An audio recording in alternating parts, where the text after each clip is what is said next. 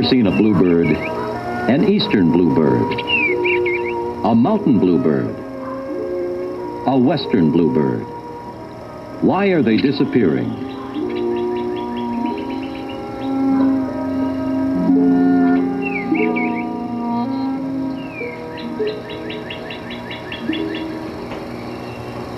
Once almost as common as robins, bluebirds are much rarer today. In literature and song, they're associated with happiness and joy, a symbol of the spring season. In the north, it seems as if bluebirds appear at the peak of spring beauty, but a careful observer knows they returned weeks ago. Nearby, they've picked out a nesting box in the meadow. Though it's early for most songbirds to nest, the female has already laid eggs and is incubating them.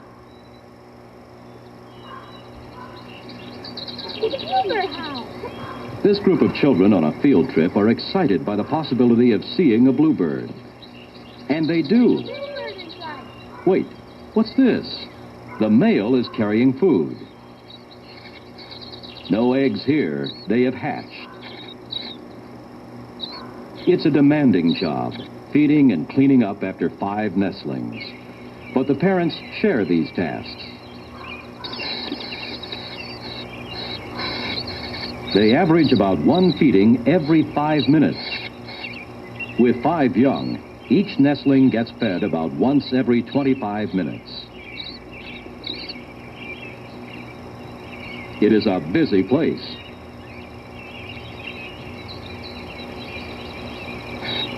Parents feed a variety of insects, usually larger ones as the chicks grow. This high-protein diet provides for fast growth.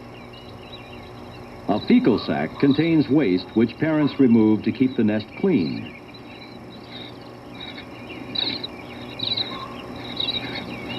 The female broods or covers the young with her body to keep them warm, more often in cold weather and during the first days after hatching. She always broods them through the night. Many predators take their toll of bluebirds. Unfortunately, loose house cats are one of them. Another is the raccoon. Nesting materials hanging from the hole are a typical sign. One predators from climbing to the net. Ring of machines around the pole to discourage climbing.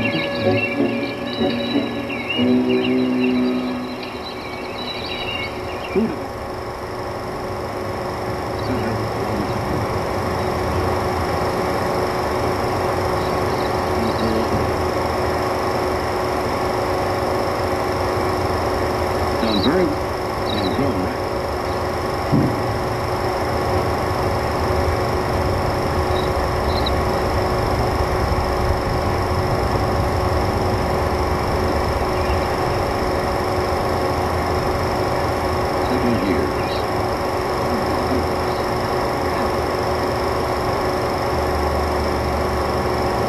To 12 days. Leaving the nest. This is for survival.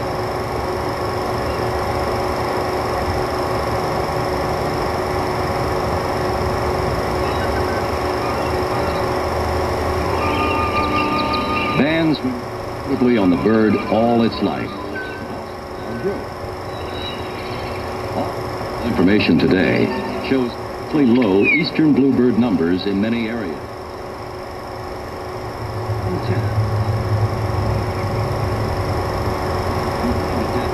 With a leg band.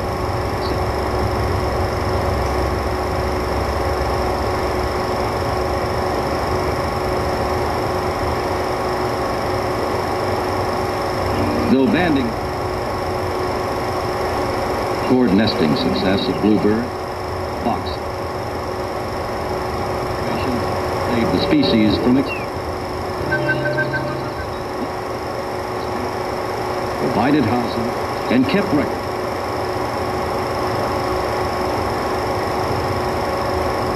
It was too late. He founded the North American Bluebird Society. And on the bird. help them survive.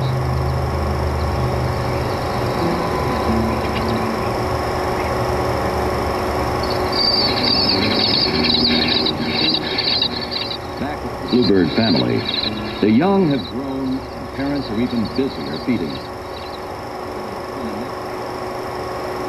Depending on the weather, food supply. They increase their weight about 10 times.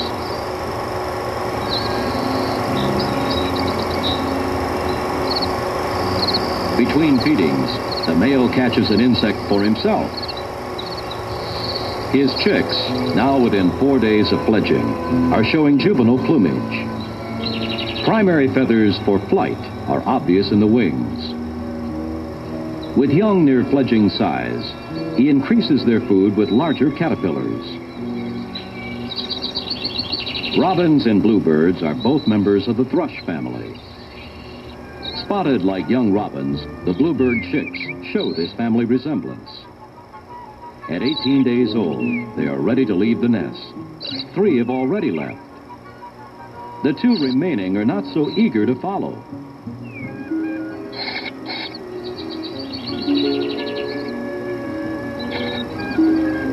Feeding from outside the box brings the young to look at the world beyond the nest. The male coaxes with food, encouraging the fledgling to try his wings, and he does. He makes it to a branch and sits unsteadily. More coaxing.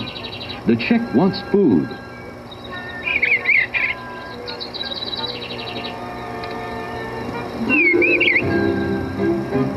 He's out. Fledglings can fly 50 feet or more on their first attempt and usually land in a tree or bush.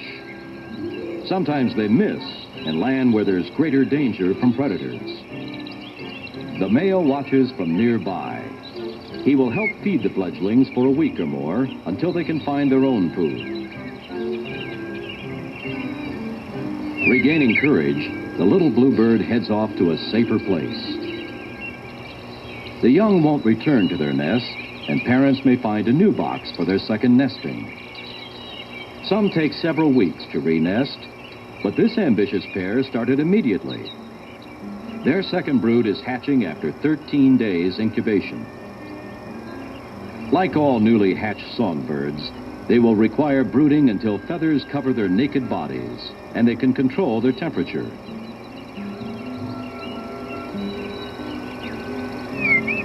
Shells are removed so they won't attract nest predators. 3 bluebird species range across North America. The western bluebird male looks much like the eastern, except for its rusty shoulders and blue chin.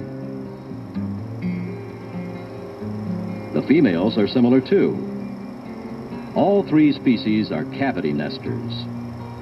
The mountain bluebird lacks the rust color so prominent on the other 2. It nests in western mountain meadows and lowlands from Alaska to Mexico, often in old aspen trees. This 3-hole apartment tree has a mountain chickadee nesting below the bluebird cavity, and a tree swallow nesting just above. All bluebird species have been affected by human activities that result in loss of natural nest sites. Woodlots are too often cleared and dead trees removed, leaving birds without nest holes. However, the most serious problem is competition with non-native species. Starlings, brought from Europe in 1890, have spread from coast to coast. Very aggressive birds, they drive bluebirds from nest cavities to raise their own young. So bluebirds need people to provide nesting boxes that keep starlings out. In some areas, however, another native songbird, the tree swallow, may use these boxes. It occupies a box the bluebirds won't be able to use. Since this bird is protected by law and a desirable insect eater, we can solve the problem by placing boxes in pairs. One for swallows and one for the bluebirds. Since neither bird, will nest this close to another of its own kind. The arrangement helps ensure that the bluebirds won't be displaced by swallows. Unlike swallows, this non-native house sparrow will not only take over boxes, but even kill bluebirds in the nest. They must be controlled. There are special traps designed to capture sparrows that have taken over bluebird boxes. Set the trap and wait a short while for the sparrow to return. Meanwhile, check some other nests along your bluebird trail. Regular maintenance improves nesting success. Occasionally, you find white eggs, though blue is the usual color.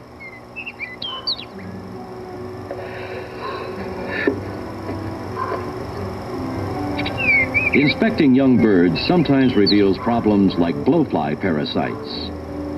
These young look okay.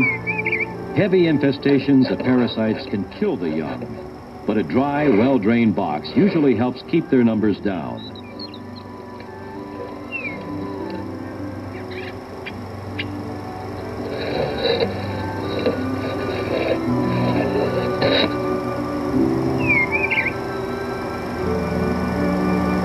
Back at the sparrow trap, the intruder is caught.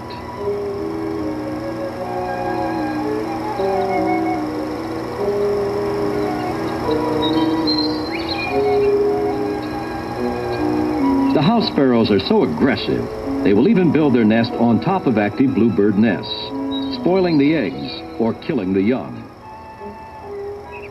For this reason, this non-native, non-protected bird must be removed from the nest site and the box cleaned to allow bluebirds to return.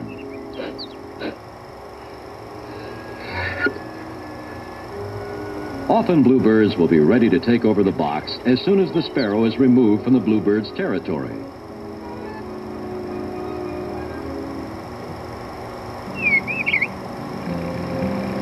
Farmers welcome bluebirds on their property. Fence lines are often a good place for a bluebird trail with several houses. Bluebirds are farmers' friends, catching and eating enormous numbers of potential crop-destroying insects.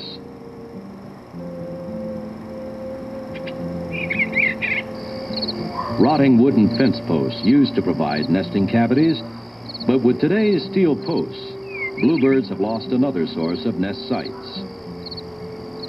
Since bluebirds would nest in wooden post cavities, Minnesota has a project to bring back the bluebirds by providing special wooden posts along interstate highways.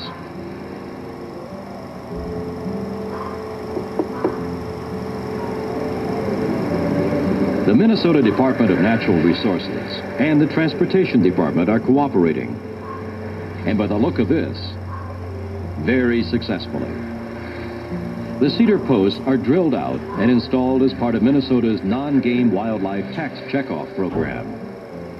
Just one more way to help a bird species in trouble.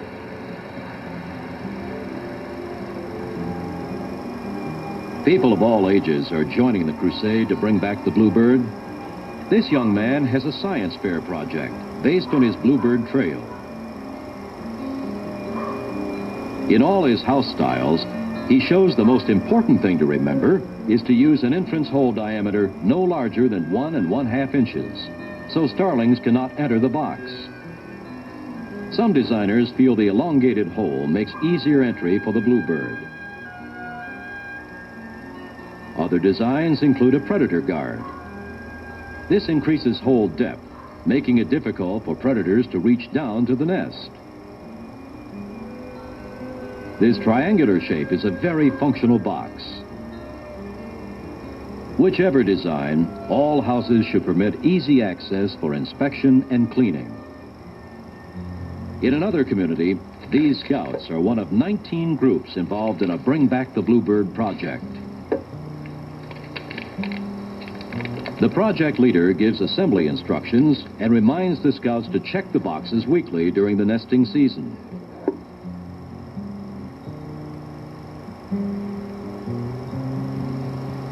With pre-cut kits, it is as easy as 1, 2, 3.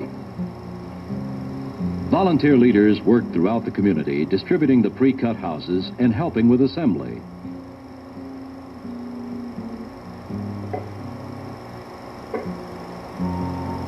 Not only the Cub Scouts, but also campfire groups, 4-H'ers, and brownies assemble bluebird houses with equal skill.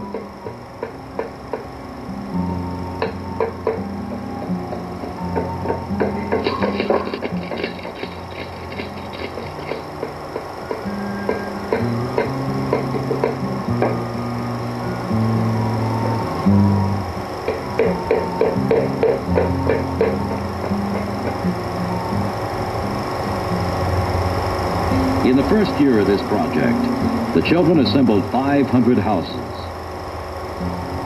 By mid-March, they carefully checked with trees, but placed the houses in nearby open meadows. Just the right kind of area for bluebirds to raise their young and find food in the grassy meadows. The boxes are placed 5 or 6 feet above the ground. They will check them weekly.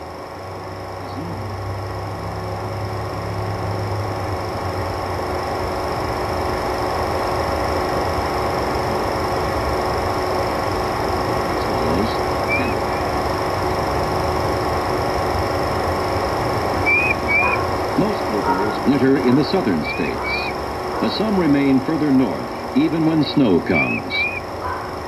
Unlike the familiar cardinals and finches that come readily to get seeds from our feeders, occasional bluebird visitors must have fruits.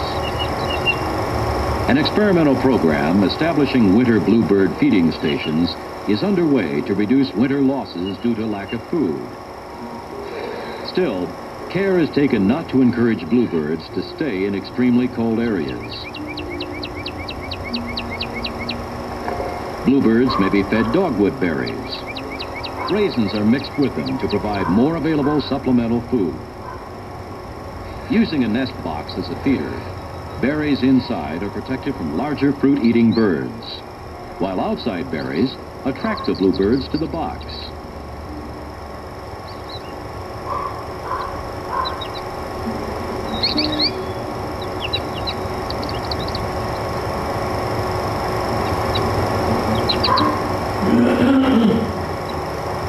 Although expensive and still expensive.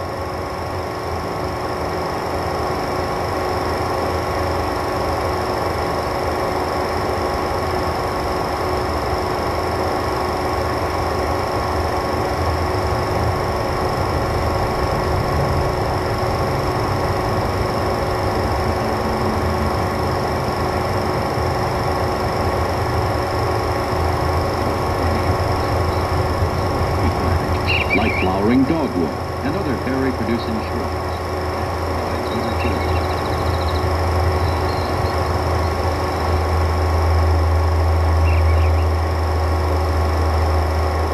In today's world, we rarely have like this to help prevent another species from vanishing from the earth. We can bring back the bluebird if you will help.